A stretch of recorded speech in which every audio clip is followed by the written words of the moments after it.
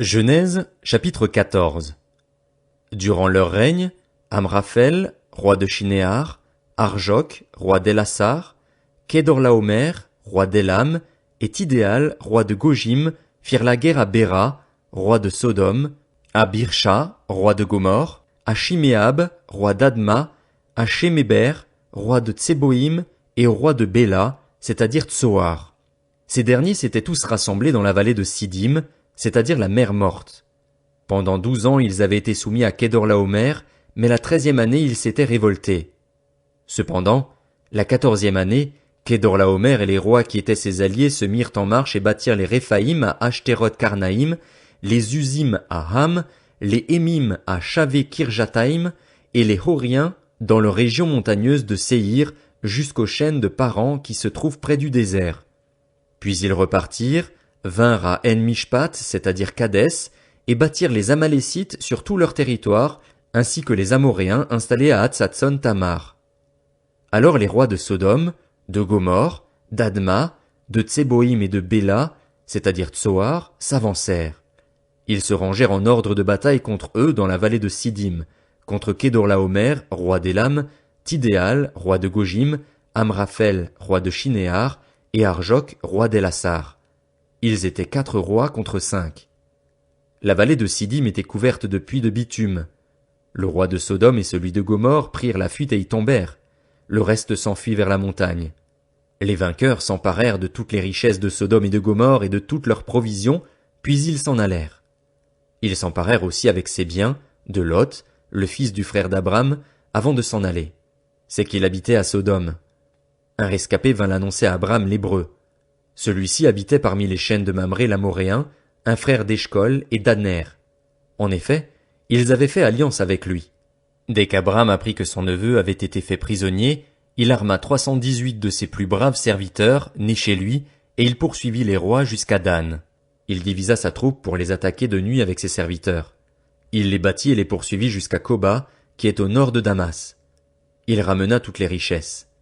Il ramena même son neveu Lot avec ses biens, ainsi que les femmes et le peuple. Lorsqu'Abram revint de sa victoire sur Kedorlaomer et sur les rois qui étaient ses alliés, le roi de Sodome sortit à sa rencontre dans la vallée de Shavé, c'est-à-dire la vallée du roi. Melchisédek, roi de Salem, fit apporter du pain et du vin. Il était prêtre du Dieu Très-Haut. Il bénit Abram en disant « Qu'Abram soit béni par le Dieu Très-Haut, le Maître du ciel et de la terre. Béni soit le Dieu Très-Haut qui a livré tes ennemis entre tes mains. » Abram lui donna la dîme de tout. Le roi de Sodome dit à Abram, « Donne-moi les personnes et prends pour toi les richesses. » Abram répondit au roi de Sodome, « Je le jure, la main levée vers l'Éternel, le Dieu Très-Haut, le Maître du ciel et de la terre. Je ne prendrai rien de tout ce qui t'appartient, pas même un fil ni un cordon de sandales, afin que tu ne puisses pas dire, c'est moi qui ai enrichi Abram. Il n'y aura rien pour moi, sauf ce qu'ont mangé les jeunes gens et la part des hommes qui m'ont accompagné. Aner, Eshcol et Mamré. Eux, ils prendront leur part. Genèse, chapitre 15. Après ces événements, la parole de l'Éternel fut adressée à Abraham dans une vision. Il dit, Abraham, n'aie pas peur. Je suis ton bouclier et ta récompense sera très grande. Abraham répondit, Seigneur Éternel, que me donneras-tu?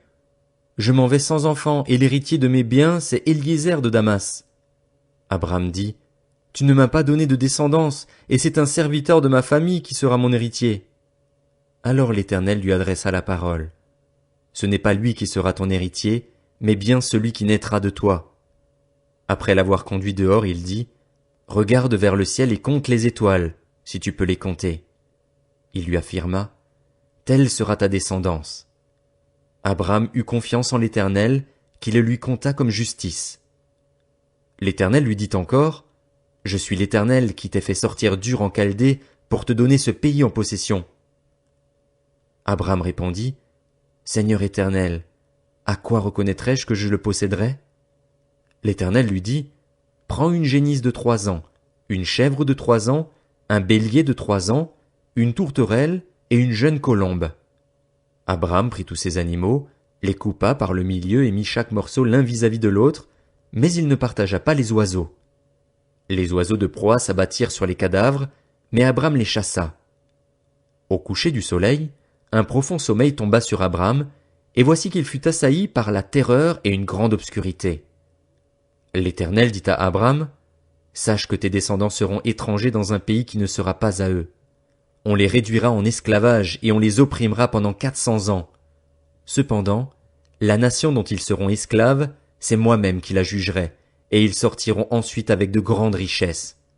Quant à toi, tu iras dans la paix rejoindre tes ancêtres, tu seras enterré après une heureuse vieillesse. Ce n'est qu'à la 4e génération qu'ils reviendront ici, car la faute des Amoréens n'est pas encore à son comble. » Quand le soleil fut couché, il y eut une obscurité profonde, et un four fumant et des flammes passèrent entre les animaux partagés.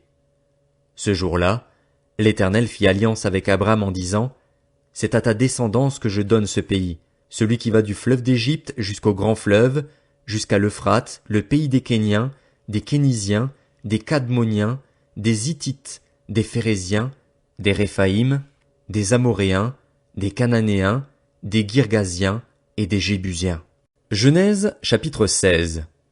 Saraï, la femme d'Abram, ne lui avait pas donné d'enfant, mais elle avait une servante égyptienne du nom d'Agar. Saraï dit à Abram, « Voici que l'Éternel m'a rendu stérile. Aie des relations avec ma servante, peut-être aurai-je par elle des enfants. » Abram écouta Saraï. Alors Saraï, la femme d'Abram, prit l'Égyptienne Agar, qui était sa servante, et elle la donna pour femme à son mari Abram, 10 ans après l'installation d'Abram dans le pays de Canaan. Il eut des relations avec Agar, et celle-ci tomba enceinte. Quand elle se vit enceinte, elle regarda sa maîtresse avec mépris. Saraï dit à Abram, « L'injure qui m'est faite retombe sur toi. C'est moi qui ai mis ma servante dans tes bras, mais quand elle a vu qu'elle était enceinte, elle m'a regardé avec mépris. Que l'Éternel soit juge entre toi et moi. » Abram répondit à Saraï, « Ta servante est en ton pouvoir, traite-la comme tu le jugeras bon. » Alors Saraï maltraita Agar, de sorte que celle-ci s'enfuit loin d'elle. L'ange de l'Éternel la trouva près d'une source d'eau dans le désert, près de la source qui est sur le chemin de Chour. Il dit, « Agar, servante de Saraï, d'où viens-tu, et où vas-tu » Elle répondit, « Je m'enfuis loin de Saraï, ma maîtresse. » L'ange de l'Éternel lui dit, « Retourne vers ta maîtresse et humilie-toi sous son pouvoir. » Puis l'ange de l'Éternel lui affirma, « Je multiplierai ta descendance, elle sera si nombreuse qu'on ne pourra pas la compter. » L'ange de l'Éternel lui dit, « Te voici enceinte, tu mettras au monde un fils à qui tu donneras le nom d'Ismaël, car l'Éternel t'a entendu dans ton malheur. Il sera pareil à un âne sauvage. Sa main sera contre tous, et la main de tous sera contre lui. Il habitera en face de tous ses frères. » Elle donna à l'Éternel, qui lui avait parlé, le nom d'Ata El-Roi, car elle dit, « Ai-je vu ici la trace de celui qui me voit ?» C'est pourquoi l'on a appelé ce puits le puits de Lachai-Roi. Il se trouve entre Kadès et Bared. Agar donna un fils à Abraham, et celui-ci appela Ismaël le fils qu'Agar lui donna. Abraham était âgé de 86 ans lorsqu'Agar lui donna Ismaël.